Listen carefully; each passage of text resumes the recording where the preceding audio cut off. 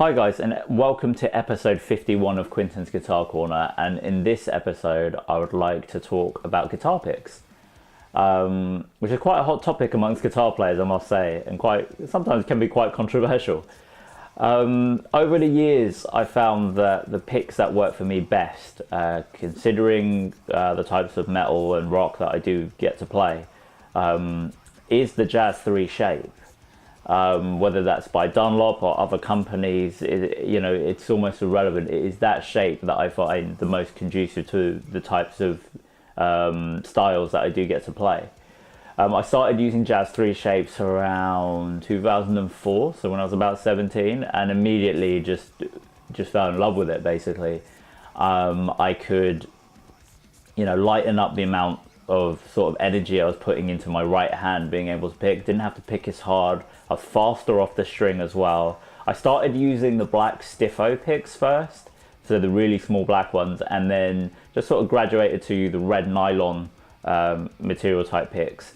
A friend of mine had handed me an Eric Johnson signature pick, and I was basically hooked on that for a good couple of years. That plectrum, particularly playing the intricate stuff and being able to sort of, I guess, do more sort of economy-based picking type leads, and even the fast pick stuff. It was just great.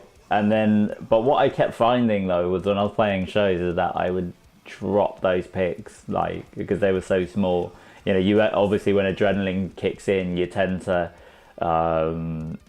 hit harder just naturally, I guess, or lighter, depending on the type of person you are. I mean, I hit harder. So I then found the Jazz 3 XL series and went for those. And those were perfect for exactly what I needed at the time. And they also offered a bit of this kind of snap that you would get from playing Tortex picks, I think. It's a similar kind of tone, which was great. And I felt that was kind of missing from when I went to the small Jazz 3s.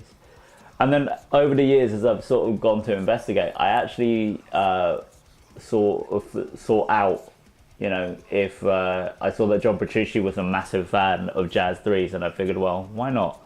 Might as well, give them a go and see. And to me, that shape, which is a slightly fatter, slightly, more oval shape, I guess, was perfect for playing stuff where I was in the lower registers. Even though he's predominantly tuned to E and, B for his 7-string stuff, I just found that, I could, again, I didn't have to pick as hard. It was similar to like a big stubby pick, but just obviously not as stubby. But the issue I found with that production model style pick was that it would run down, wear down relatively quickly. So with that, I began searching for more. So I tried the Primetone picks, the John Petrucci Primetone picks, but again, I mean, that's modeled off that one pick that's like his favorite pick, and I think they're handmade in New York, and they're great picks. And if you've got your technique, down to mimic John Petrucci as best as you can, then I guess those would be the pick for you. But I'm certainly not anywhere near as good as John Petrucci. And then this year, I basically found, I didn't find, it was recommended to me by a guitar player friend of mine to try out this UK-based company called Hawk Picks.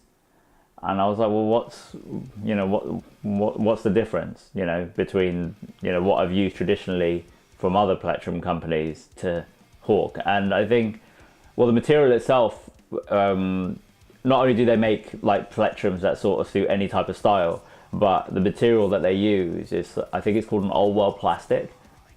I went on their website and I could see that you could customize, the types of picks that you want, right down to the detail of the bevels, what type of shape that you want. And I asked, well, do you have a John Petrucci Jazz 3 type shape? And I was sent a few to try. And